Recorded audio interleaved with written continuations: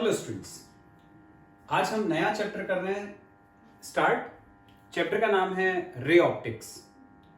Ray optics में reflection और refraction दोनों आते हैं, लेकिन जो नया सिलेबस है उसमें रिफ्लेक्शन जो है वो हटा दिया गया है, इसलिए हम रिफ्रैक्शन से स्टार्ट कर रहे हैं। रिफ्रैक्शन का मतलब क्या होता है तुमने पहले भी पढ़ा है। जब कोई रे ऑफ लाइट एक मीडियम से दूसरे मीडियम में जाती है, जैसे ये सपोज ग्लास है, एक रे ऑफ लाइट एयर से आ रही है और ग्लास में जा रही है, तो जब ये एयर से ग्लास में गई मतलब इसका मीडियम चेंज हो गया। जब मीडियम चेंज हो जाता है तो ये रे ऑफ लाइट जो है वो अपने रास्ते पे ना चलकर उससे भटक जाती है, मतलब उसका डेविएशन हो जाता है फ्रॉम इट्स ओरिजिनल पाथ।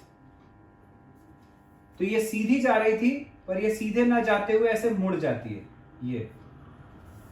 तो इस तरह से किसी रे ऑफ लाइट का मीडियम चेंज होने पर बेंड हो जाना, इसको हम बोलते हैं रिफ्रैक्शन ऑफ लाइट। अब रिफ्रैक्शन से रिलेटेड दो लॉज हैं, देखते हैं। First law, incident ray, refracted ray and normal at the point of incidence lie in the same plane. मतलब समझते हैं इसका। ये जो रे आई ये कहलाती है इंसिडेंट रे, ये है इंसिडेंट रे। ये जो परपेंडिकुलर अपन ने बनाया है इसको हम बोलते हैं नॉर्मल। ये जिस पॉइंट पर ग्लास को स्ट्राइक कर रही थी ये कहलाता है पॉइंट ऑफ इंसिडेंस, और ग्लास के अंदर जो ये रे जा रही है ये कहलाती है रिफ्रैक्टेड रे। ये है रिफ्रैक्टेड रे। इंसिडेंट रे और नॉर्मल के बीच का ये एंगल, इसको बोलते हैं एंगल ऑफ इंसिडेंस। रिफ्रैक्टेड रे और नॉर्मल के बीच का ये एंगल, ये कहलाता है angle of refraction. First law क्या कहता है? ये इंसिडेंट रे, ये रिफ्रैक्टेड रे और ये नॉर्मल इस पॉइंट पर सेम प्लेन में लाई करते हैं। सेम प्लेन में लाई करते हैं मतलब यदि अपन ने बोर्ड के ऊपर इंसिडेंट रे बनाई है, उसी बोर्ड पर अपन ने रिफ्रैक्टेड रे बनाई है, तो नॉर्मल भी उसी बोर्ड पे लाई करेगा। ऐसा नहीं हो सकता कि ऐसे बाहर की तरफ आ जाए, ये पॉसिबल नहीं है। सब कुछ इसी प्लेन पे लाई करेगा। ये हो गया हमारा फर्स्ट लॉ। सेकेंड लॉ देखते हैं। सेकेंड लॉ है ratio of sine of angle of incidence and the sine of angle of refraction is constant and is called refractive index of the medium. This is called Snell's law. बहुत important law है। Law क्या कह रहा है? Angle of incidence का sign, मतलब ये आई का साइन, तो साइन आई, और एंगल ऑफ रिफ्रैक्शन का साइन, ये एंगल ऑफ रिफ्रैक्शन आर, इसका साइन साइन आर, इन दोनों का रेशियो कांस्टेंट होता है और इस कांस्टेंट को हम बोलते हैं रिफ्रैक्टिव इंडेक्स। म्यू से डिनोट करते हैं। तो म्यू होता है साइन आई और साइन आर का रेशियो। इस म्यू में हम ये इंडिकेट करते हैं कि रे कहां से कहां जा रही है। रे ट्रेवल कर रही है फ्रॉम एयर टू ग्लास, तो हम इसको लिखते हैं ए म्यू जी, और इसको पढ़ते क्या है? ए म्यू जी को हम बोलते हैं रिफ्रैक्टिव इंडेक्स ऑफ ग्लास है बाद में, तो ऑफ ग्लास, पहले एयर है तो विथ रिस्पेक्ट टू एयर, तो ए म्यू जी कहलाएगा refractive index of glass with respect to air. इसको हम बोलते हैं, बहुत important law, that is Snell's law. अब इससे एक चीज अपन को समझ में आती है। यदि मान लो ये ग्लास है, अब कोई रे इसके ऊपर इंसिडेंट हो रही है परपेंडिकुलरली, सीधे आ रही है, ये पॉइंट ऑफ इंसिडेंस हो गया। जो ग्लास के ऊपर परपेंडिकुलर होता है उसी को तो अपन नॉर्मल बोलते हैं। अब ये रे नॉर्मल के साथ साथ ही आ रही है, मतलब नॉर्मल के साथ कोई एंगल नहीं बना रही। तो जैसे पिछली बार ये एंगल आई अपन को मिला था, इस बार हमें कोई एंगल नहीं मिलेगा, मतलब यहां पर आई की वैल्यू 0 हो गई, आई हो गया 0। अब ये वाले फॉर्मूले से यदि अपन साइन आर निकालें तो साइन आर इक्वल टू हो जाएगा sign I upon A mu ji. Sign आई में आई की जगह रखा 0, तो साइन 0 0, तो ये पूरा 0 हो गया, तो साइन आर की वैल्यू आ गई 0। साइन थीटा 0 कितने पर होता है? 0 डिग्री पर, तो आर की वैल्यू आ गई 0 डिग्री।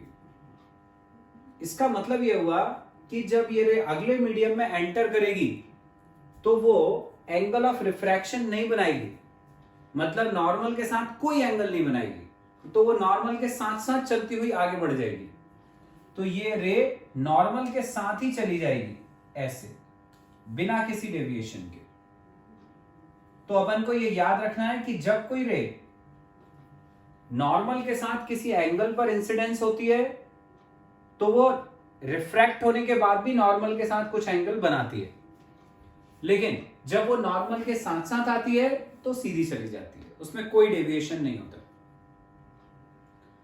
एक चीज अपन को और यहां से समझ में आ रही है कि रे गई एयर टू ग्लास।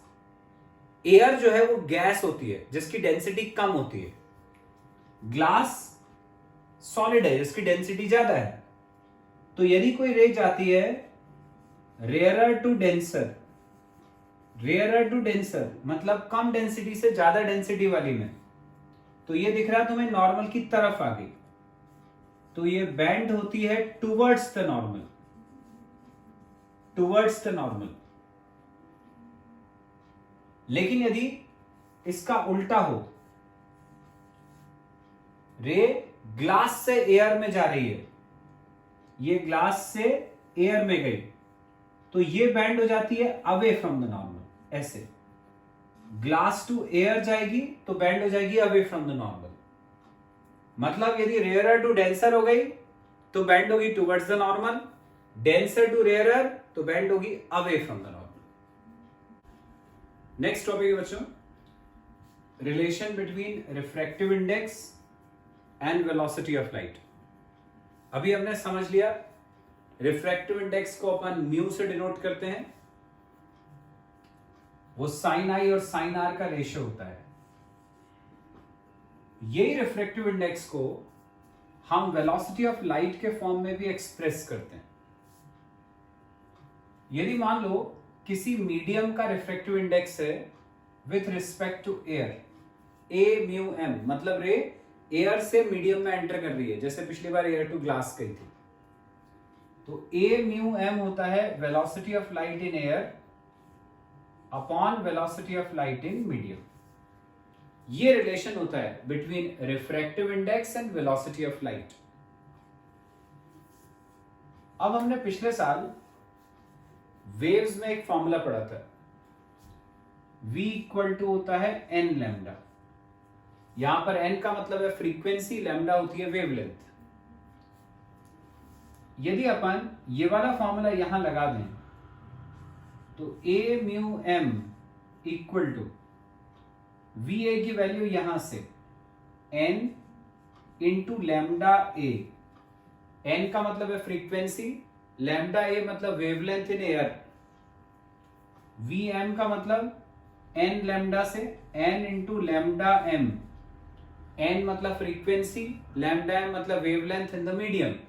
मैंने n को नहीं चेंज करा, क्यों? क्योंकि क्या होता है कि जब लाइट एक मीडियम से दूसरे मीडियम में ट्रेवल करती है तो उसकी वेलोसिटी बदल जाती है, उसकी वेवलेंथ बदल जाती है, पर उसकी फ्रीक्वेंसी चेंज नहीं होती, फ्रीक्वेंसी कांस्टेंट रहती है। इसलिए हमने यहां n को चेंज नहीं करा, ये n से n कट गया तो a म्यू m आ गया, lambda a upon lambda m। तो ये रिफ्रैक्टिव इंडेक्स का रेशियो वेवलेंथ्स का रेशियो आ गया। तो यदि अपन को रिफ्रैक्टिव इंडेक्स पता है, velocity of light in air पता ही होती है 3 × 10⁸, तो हम velocity of light in the medium निकाल सकते हैं।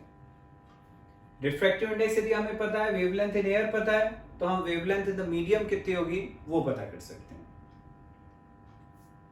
अब नेक्स्ट टॉपिक है बच्चों, principle of reversibility of light. देखें प्रिंसिपल क्या कहता है। Principle of reversibility of light के according,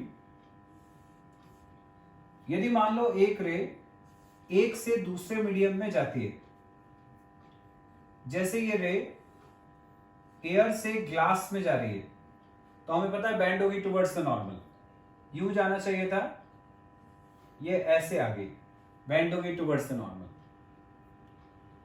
principle of reversibility of light ये कहता है कि यदि मान लो अपन ने इस लाइट के रे के डायरेक्शन को रिवर्स कर दिया, ये ऐसे आ रही थी, यदि हमने इसको वापस भेज दिया, तो वापस जाते समय ये ठीक उसी पाथ को फॉलो करेगी जिस पाथ पे चल के आई थी।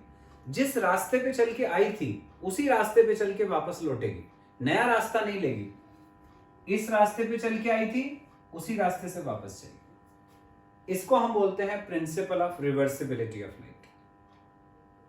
तो अब सपोज यदि जब ये रे आई थी पहली बार, तब एंगल ऑफ इंसिडेंस था I, एंगल ऑफ रिफ्रैक्शन था R। पहली बार रे कहां गई, एयर से ग्लास में गई, एयर से ग्लास में गई तो A mu G, Snell's law से sine I upon sine R। ये आते समय जब एयर टू ग्लास, वापस जाते समय ग्लास टू एयर गई, G म्यू A। जब ये वापस लौट रही है तो R वाला एंगल पहले आ रहा है और I वाला बाद में आ रहा है, तो sine R upon sine I हो जाएगा। ये हो गया sine R upon sine I। Multiply करा दोनों को तो A mu G into G mu A, ये हो गया sine I upon sine R into sine R upon sine I। Sine I cut गया, साइन R कट गया, 1 आ गया। हम इस A म्यू G को नीचे ले जाते हैं, तो G म्यू A की वैल्यू आ गई 1 अपॉन A म्यू G। इससे हमें क्या पता चल गया कि यदि अपन मीडियम्स को इंटरचेंज कर देते हैं, एयर की जगह ग्लास और ग्लास की जगह एयर आ जाए, तो जो रिफ्रैक्टिव इंडेक्स है वो रेसिप्रोकल हो जाता है, उल्टा हो जाता है। फॉर एग्जाम्पल जैसे मैं बोलूं कि वाटर का refractive index with respect to air 4/3 है यदि, तो एयर का refractive index with respect to water reciprocal हो जाएगा, तो यह आ जाएगा 3/4। नेक्स्ट टॉपिक है बच्चों, टोटल इंटरनल रिफ्लेक्शन। अभी हमने देखा था कि जब कोई रे रेयरर टू डेंसर जाती है तो बैंड होती है towards the normal, denser to rarer जाती है तो बैंड होती है अवे फ्रॉम द नॉर्मल। तो अपन ने मान लिया कि एक रे है, जो ये डेंसर मीडियम है, ये रेयरर है, ये जा रही है डेंसर से रेयरर में, जैसे ग्लास से एयर में, ये हमने नॉर्मल बनाया। ये रे डेंसर से रेयरर में गई तो बैंड होगी अवे फ्रॉम द नॉर्मल, ऐसी चली गई। ये एंगल ऑफ इंसिडेंस हो गया, ये एंगल ऑफ रिफ्रैक्शन हो गया। यदि अपन ने एंगल ऑफ इंसिडेंस को और बढ़ा दिया, मान लो इतना ले लिया, तो अब ये रे जो है वो और बैंड होगी और ऐसी आ जाएगी, ये ऐसे चली गई। हमने एंगल ऑफ इंसिडेंस को और बढ़ाया, इसको और इंक्रीज कर दिया, रे और बैंड होगी, ऐसी आ गई।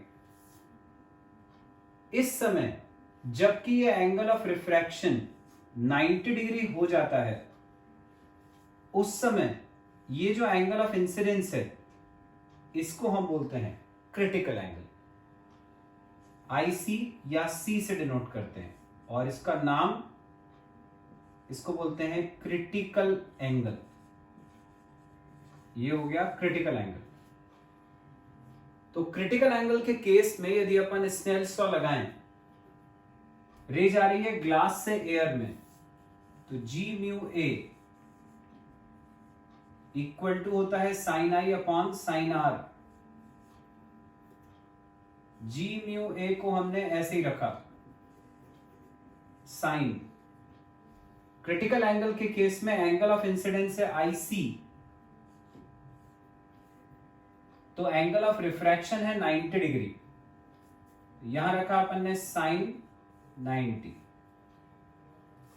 अब हमें पता है जी म्यू ए होता है 1 अपॉन ए म्यू जी, अभी पढ़ा हमने, इक्वल टू साइन आई सी ऐसे ही है, साइन 91 हो गया, क्रॉस मल्टीप्लाई करा तो ए म्यू जी की वैल्यू आ गई 1 अपॉन साइन आई सी। ये रिलेशन होता है between refractive index and critical angle. जैसे यदि मान लो अपन को बोला जाता है कि क्रिटिकल एंगल है किसी मीडियम के लिए 45 डिग्री, रिफ्रैक्टिव इंडेक्स बताओ, तो बस हमने यहां रख दिया साइन 45, 1/√2, √2 ऊपर चला गया, तो रिफ्रैक्टिव इंडेक्स की वैल्यू आ गई √2, 1.414। ठीक है। अब सपोज यदि हमने एंगल ऑफ इंसिडेंस को क्रिटिकल एंगल से ज्यादा ले लिया, क्रिटिकल एंगल से बड़ा ले लिया, क्रिटिकल एंगल इतना था, यदि अपन ने एंगल ऑफ इंसिडेंस इससे ज्यादा लिया, ये यहां पर आई है हमारा ग्रेटर देन आई सी, तो रे यहां से बैंड होना शुरू हुई थी और बैंड होते होते यहां तक तो आई चुकी थी।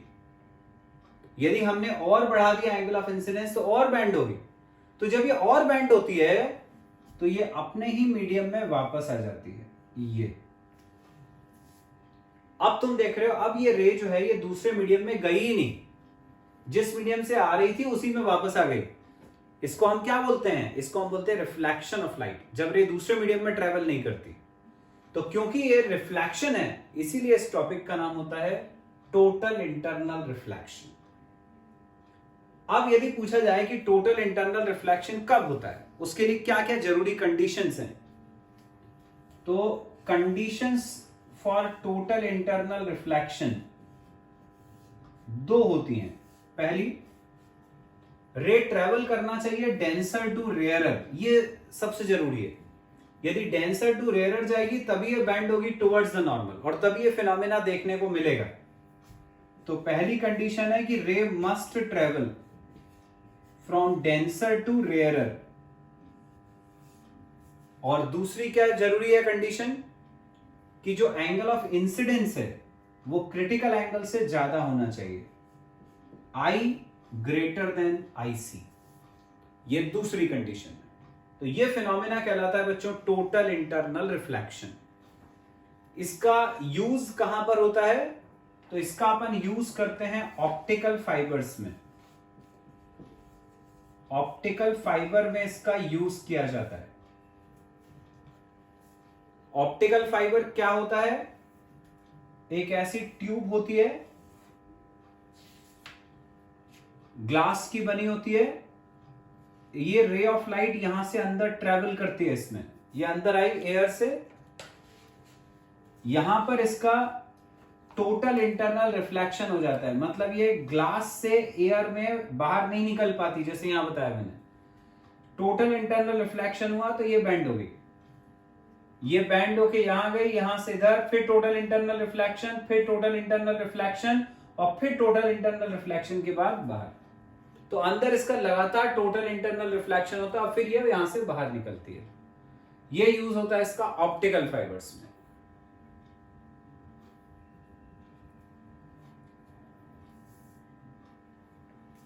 चलो बच्चों नेक्स्ट टॉपिक करेंगे अब, refraction through different media. Refraction through different media, अभी तक अपन दो मीडियम ले रहे थे, जैसे हमने लिया एयर और ग्लास, फिर हमने ले लिया ग्लास और एयर। अब अपन ले रहे हैं तीन मीडियम, एयर लेंगे, वाटर लेंगे, ग्लास लेंगे। देखेंगे तीन मीडियम में कैसे होता है रिफ्रैक्शन। सपोज ये एयर है, ये वाटर, ये ग्लास। एक रे ऑफ लाइट एयर से आई, वाटर में जा रही है तो बेंड होगी टुवर्ड्स द नॉर्मल, यूं सीधे जाना चाहिए था, टुवर्ड्स द नॉर्मल बेंड होके ऐसे आ गई। वाटर टू ग्लास गई, फिर बेंड होगी टुवर्ड्स द नॉर्मल, ऐसे जाना चाहिए था, ऐसे आ गई। अब जा रही है ग्लास से वापस एयर में, तो बेंड होगी अवे फ्रॉम द नॉर्मल, ये अवे फ्रॉम द नॉर्मल चलेगी। ये एंगल ऑफ इंसिडेंस आई, ये एंगल ऑफ रिफ्रैक्शन R1, ये वाला और ये वाला एंगल ऑल्टरनेट इंटीरियर एंगल्स हैं। ये R1 है तो ये भी R1, ये एंगल ऑफ रिफ्रैक्शन R2, वो R2 तो ये भी R2, ऑल्टरनेट इंटीरियर। इसको हम बोलते हैं एंगल ऑफ इमरजेंस, जिस एंगल पे बाहर निकलती है उसको बोलते हैं एंगल ऑफ इमरजेंस। अब 3 बार रिफ्रैक्शन हो रहा है, air to water, water to glass, glass to air. तो अपन स्नेल का जो लॉ है उसको 3 बार अप्लाई करेंगे। पहले एयर टू वाटर में A mu W sine I upon sine R1, फिर water to glass W mu G, तो ये हो गया sign R1 upon sine R2, फिर glass to air G mu A sine R2 upon sine E। ये 3 values आ गई, तीनों को मल्टीप्लाई कर देते हैं। A mu W into W mu G into G mu A equal to, देखें कितना आया, A म्यू W था sine I upon sine R1 into sine R1 upon sine R2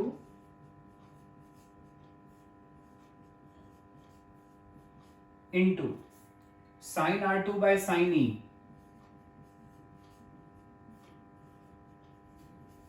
ये अपन ने तीनों को मल्टीप्लाई करा, साइन R1 से साइन R1 कट गया, साइन R2 से साइन R2 कट गया। अब बच्चों ये जो एंगल ऑफ इंसिडेंस है और E जिसको हमने बोला था एंगल ऑफ इमरजेंस, ये दोनों एंगल हमेशा याद रखो इक्वल होते हैं। इसको अपन प्रूव भी करेंगे अभी आगे। I और E हमेशा बराबर होता है। यदि I और E बराबर हुए तो ये और ये भी कट जाएगा, तो क्या बचा, A mu W into W mu G into G mu A equal to 1। तो अब यहां से भी अपन ने W म्यू G की वैल्यू निकाली, तो ये हो जाएगा 1 अपॉन, ये नीचे गया A म्यू W, ये नीचे गया G म्यू A, ऐसा आ गया। लेकिन अपन पढ़ चुके हैं कि G mu A equal to होता है 1 अपॉन A म्यू G, ये रिलेशन पढ़ा था अभी अपन ने। तो जहां पर G म्यू A है हम उसकी जगह रख देंगे 1 अपॉन A म्यू G, यहां पे तो 1 अपॉन A म्यू G रखेंगे तो A म्यू G ऊपर आ जाएगा, तो ये आ गया A mu G upon A mu W। तो ये W म्यू G का फॉर्मूला बन गया, A mu G upon A mu W। मतलब refractive index of glass with respect to water होता है refractive index of glass upon refractive index of water. इसको एक बहुत आसान तरीका बता रहा हूं, उससे याद रख सकते हो। जैसे W म्यू G का फॉर्मूला तुम्हें याद रखना है, तो ऐसे याद रखो, म्यू पीछे वाले का म्यू G अपॉन म्यू आगे वाले का म्यू W। थर्ड मीडियम क्या था, एयर, तो यहां सामने लगा दिया एयर, ये तो ये W म्यू G हो गया, A mu G upon A mu W। मान लो अपन को फॉर्मूला बनाना है G म्यू W का, तो म्यू पीछे वाला तो म्यू W अपॉन म्यू आगे वाले का mu G, third medium air यहां लगा दिया, बन गया, ये बन गया G म्यू W का फॉर्मूला। तो ऐसे अपन फॉर्मूला खुद बना सकते हैं। नेक्स्ट हो गई बच्चों लेटरल शिफ्ट। मतलब देखते हैं लेटरल शिफ्ट का। सपोज जैसे ये एक रेक्टेंगुलर ग्लास स्लैब है, एक रे ऑफ लाइट ऐसे आ रही है, यहां पर हमने एक नॉर्मल बनाया, ये एंगल ऑफ इंसिडेंस है आई। ये रे क्योंकि एयर से ग्लास में जा रही है, मतलब रेयर टू डेंसर, तो बेंड हो गई टुवर्ड्स द नॉर्मल। यूं जाना चाहिए था, नॉर्मल की तरफ बेंड होके ऐसे गई। ये हो गया एंगल ऑफ रिफ्रैक्शन। अब ये यहां पर इंसिडेंट हुई, अब ये ग्लास से एयर में जा रही है, ग्लास से एयर में जा रही है, तो बेंड होगी away from the normal, denser to rare जा रही है, तो नॉर्मल से अवे ऐसे चलेगी। ये एंगल और ये एंगल ऑल्टरनेट इंटीरियर एंगल्स हैं, ये आर तो ये भी आर। ये एंगल ऑफ इमर्जेंस ई। अब हम लगाते हैं स्नेल का लॉ। पहले रह गई एयर टू ग्लास, तो ए म्यू जी, ये हो गया sine I upon sine R. अब रह गई glass to air, G mu A, ये हो गया sine R upon sine E. Multiply करा दोनों को, तो A mu G into G mu A, ये हो गया sine I upon sine R into sine R upon sine E. Sine R से साइन आर कट गए। अब अपन जानते हैं बच्चों, अभी हमने प्रूव करा था कि जी म्यू ए होता है 1 अपॉन ए म्यू जी। इसकी जगह रखा 1 upon A mu G, equal to में है sine I upon sine E. ये ए म्यू जी कट गया, साइन ई को इस तरफ ले गए, तो ये आ गया sine E equal to sine I. Sine से साइन कैंसिल, तो आ गया ई इक्वल टू आई। मतलब एंगल ऑफ इमर्जेंस और एंगल ऑफ इंसिडेंस दोनों इक्वल होते हैं। एंगल ऑफ इमर्जेंस और एंगल ऑफ इंसिडेंस इक्वल होने का मतलब क्या हुआ? ये जो दो नॉर्मल थे, ये दोनों आपस में पैरेलल थे, क्योंकि रेक्टेंगल की ये साइड्स पैरेलल होती हैं, तो उन पर बनाए गए परपेंडिकुलर्स भी पैरेलल होंगे। तो ये दोनों पैरेलल थे। दो पैरेलल लाइन के साथ यदि दो लाइन इक्वल एंगल बनाए, जैसे ये लाइन यदि इसके साथ 30 डिग्री का एंगल बना रही है और दूसरी पैरेलल लाइन के साथ भी कोई लाइन यदि 30 डिग्री का एंगल बना रही है, तो यदि मैं इनको एक्सटेंड करूंगा तो देखो ये दोनों आपस में पैरेलल जाएंगी। ठीक है, क्योंकि दोनों पैरेलल लाइंस के साथ सेम एंगल बन रहे हैं, इसलिए दोनों लाइंस आपस में पैरेलल होती है। बस वैसे ही यदि अपन ने इस एंगल ऑफ ये जो इंसिडेंट रे है, यदि हमने इसके डायरेक्शन को आगे बढ़ा दिया, तो ये लाइन और ये लाइन, जिनको अपन बोलते हैं इंसिडेंट रे और इमर्जेंट रे, ये एक दूसरे के साथ पैरेलल होती है। रीजन वो जो मैंने बताया, ई और आई दोनों बराबर होते हैं। तो देयरफॉर इंसिडेंट रे पैरेलल होगी is parallel to emergent ray, is parallel to emergent ray. तो ये दोनों रेज आपस में पैरेलल होगी। अब दो पैरेलल लाइन के बीच का डिस्टेंस कहीं भी निकालो तो वो बराबर ही रहता है, चाहे यहां ले लो, चाहे यहां ले लो, चाहे यहां ले लो। मैं यहां पे निकालता हूं दोनों के बीच का डिस्टेंस। बीच का डिस्टेंस निकालने के लिए अपन ने यहां से परपेंडिकुलर डाल दिया, ये इस डिस्टेंस को अपन ने d नाम दे दिया। ये जो डिस्टेंस d है, इसी को हम बोलते हैं लेटरल शिफ्ट। लेटरल शिफ्ट मतलब इंसिडेंट रे और इमर्जेंट रे के बीच का डिस्टेंस, ये लेटरल शिफ्ट कहलाता है।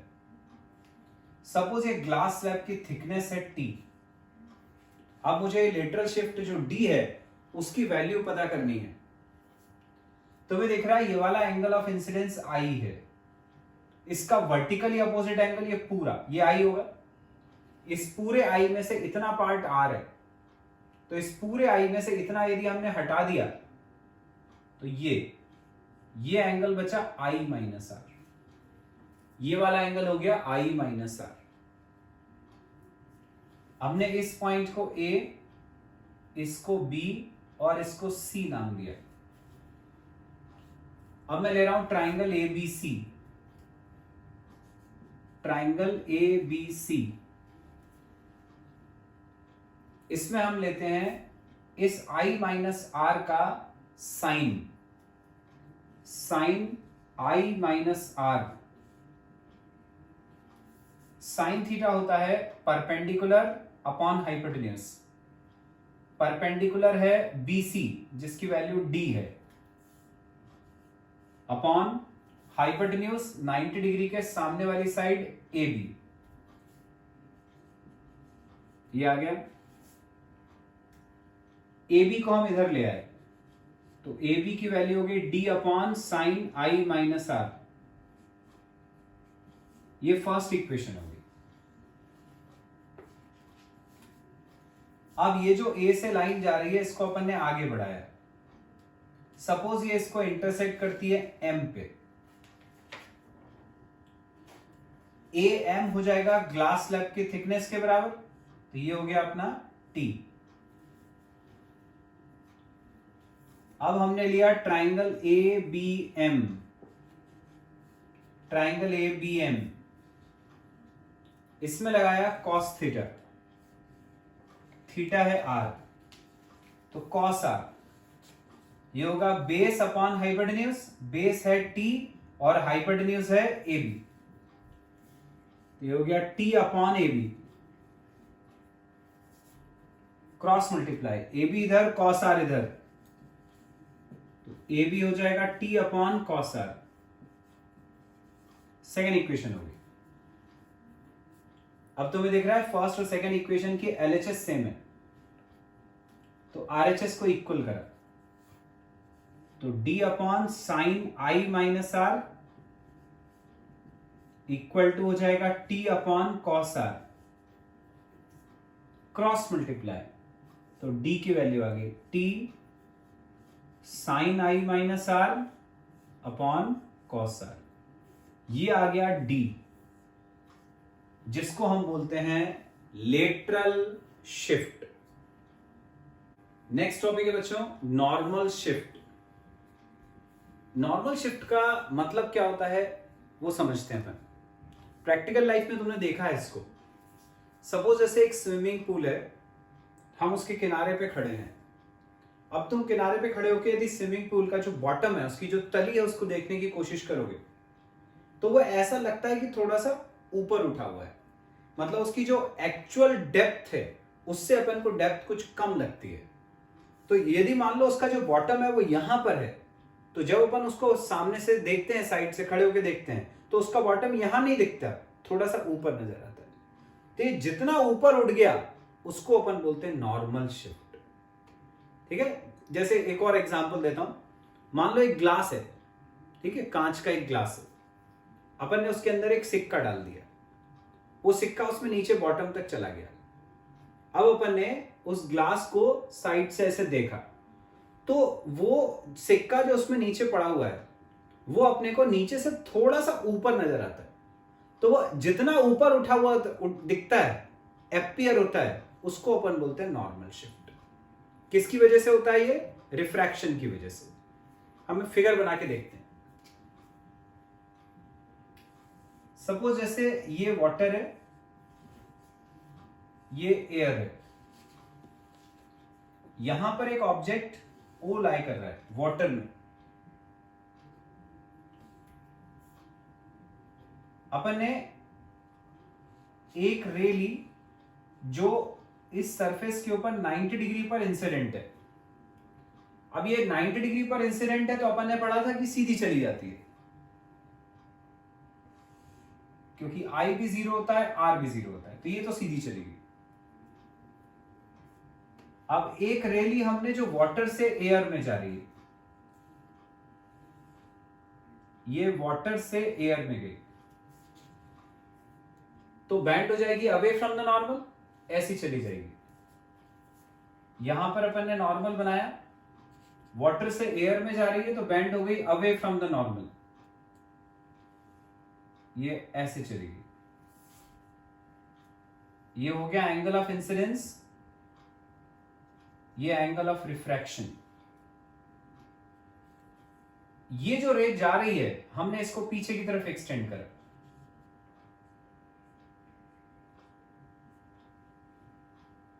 ये इसको यहां मिल रही है, जहां पर ये दो रेज इंटरसेक्ट कर रही है, ये इसको अपन बोलते हैं इसकी इमेज।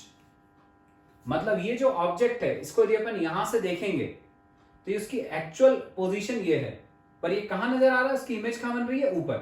तो ये ऐसा लगेगा यहां नहीं है, यहां है। ठीक है, वही जो मैंने अभी सिक्के वाला एग्जांपल बताया था कि यदि ये कॉइन है, ये सिक्का है, तो वो तुम्हें यहां नजर नहीं आएगा, यहां से देखने पर ऐसा लगेगा कि ये यहां पर लाई कर रहा है। तो ये जितना उठा हुआ दिखाई देता है इसको अपन बोलते हैं नॉर्मल शिफ्ट। इसको हम डी से डिनोट कर देते हैं। ये है अपना नॉर्मल शिफ्ट। हमें इसकी वैल्यू निकालनी है। इस पॉइंट को अपन ने ए नाम दे दिया, ये बी हो गया। ये एंगल ऑफ इंसिडेंस से आई तो उसका ऑल्टरनेट इंटीरियर एंगल ये भी आई। ये एंगल ऑफ रिफ्रैक्शन आर है तो उसका करस्पॉन्डिंग एंगल ये भी आर हो गया। अब रे जा रही थी वाटर से एयर में, इसमें हमने लगाया Snell's law, W mu A, ये अपन जानते हैं ये होता है sine I upon sine R. Sine I और साइन आर की वैल्यू हम यहां से निकालेंगे फिगर से। साइन थीटा होता है परपेंडिकुलर अपॉन हाइपोटेन्यूज, तो साइन आई अपन ने यहां से निकाला ट्राइंगल ओ ए बी से, यहां से साइन आई परपेंडिकुलर हो गया A B, hypotenuse O B, तो ये हो गया A B upon O B by sine R. Sine R ये वाले ट्राइंगल से perpendicular upon hypotenuse A B upon I B, ये A B upon I B, A B से A B cut गया तो W mu A, I B ऊपर चला गया, ओ बी नीचे आ गया, ये आ गया आई बी अपॉन ओ बी। अब ये बी पॉइंट और ये ए पॉइंट दोनों बहुत पास पास होते हैं। रीजन क्या होता है, जैसे अपन बोल रहे हैं कि जो ऑब्जेक्ट है उसकी इमेज आई ये बन रही है, तो ये इमेज आई जो है वो अपन को कब दिखाई देगी, दिखाई तब देती है जब यहां से जाने वाली दोनों रेज हमारी आंख में एक साथ एंटर करें। ये दोनों रेज जो आई से निकल रही हैं ये अपनी आईज में एक साथ एंटर करनी चाहिए। अब ये अपनी आईज में एक साथ तभी एंटर करेंगी ना जब ये दोनों रेज पास पास होंगे, तो ये ए और बी पॉइंट दूर दूर नहीं पास में होने चाहिए, तब ये दो रेज अपने आंख में एक साथ एंटर करेंगे। तो यदि अपन को इमेज दिख रही है मतलब ए और बी पास पास होंगे, तो ए इज क्लोज टू बी। हम समझने के लिए उसको इतनी दूर बनाते हैं। यदि ए और बी पास पास हुए तो ये जो डिस्टेंस तुम्हें दिख रहा है ओ बी, वो एक्चुअल में यहां हो जाएगा कहीं, ये हो जाएगा ओ बी और ये है ओ ए। तो फिर जहां बी है हम उसकी जगह ए बी लिख सकते हैं क्योंकि इतना सा डिफरेंस है बस, ये जरा सा। तो ये जो ओ बी है उसको अपन लगभग ओ ए लिख सकते हैं। ए क्लोज टू बी है तो ओ बी हुआ अप्रोक्सीमेटली इक्वल टू ओ ए, और ऐसी जो डिस्टेंस आई बी है वो ये हो जाएगा, आई बी वो आई ए के बराबर हो जाएगा लगभग। तो I B is approximately equal to I A. मतलब तुम्हें ये करना है बस कि बी की जगह पर ए लिख देना है, क्योंकि बी और ए पास पास है तो बी की जगह ए डाल देना है। तो जहां आई बी था हम उसकी जगह लिख देते हैं आई ए, जहां ओ बी था उसकी जगह लिख देते हैं ओ ए।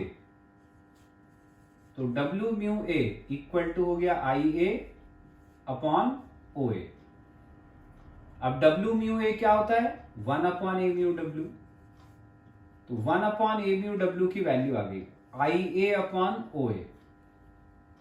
इस पूरे को रिवर्स कर दिया तो ए म्यू डब्ल्यू हो गया ओ ए बाय आई ए, ये ए म्यू डब्ल्यू की वैल्यू आ गई। अब फिगर देखें, ओ ए क्या है? ओ एक्चुअल पोजीशन थी ऑब्जेक्ट की, मतलब ओ ए उसकी एक्चुअल डेप्थ थी, जिसको अपन बोलते हैं रियल डेप्थ। तो ये जो ओ ए है ये कहलाती है रियल डेप्थ। ये तो हम कह सकते हैं कि A mu W equal to O A की जगह रख दिया real depth upon I A क्या है, यहां पर इमेज बनी थी आई ए, ये वाला डिस्टेंस है। तो अपन को यदि ऐसा लग रहा है कि ये ऑब्जेक्ट की इमेज यहां पर बन रही है, मतलब ऐसा लग रहा है कि डेप्थ इतनी एपियर हो रही है, लग रही है, जबकि डेप्थ एक्चुअल में इतनी है नहीं, डेप्थ इतनी है। तो ये जो डेप्थ सिर्फ एपियर होती है इसको हम बोलते हैं एपरेंट डेप्थ, इतनी है ये आई ए, इसको बोलते हैं एपरेंट डेप्थ। तो ये रियल डेप्थ और नीचे लिखा हमने एपरेंट डेप्थ। तो रियल और एपरेंट डेप्थ का रेशियो होता है refractive index of the medium. इतना अपन को पता चल गया। अब जो अपना एम था नॉर्मल शिफ्ट कैलकुलेट करना, वो निकालते हैं। नॉर्मल शिफ्ट मतलब ये डी, ये हमको निकालना था।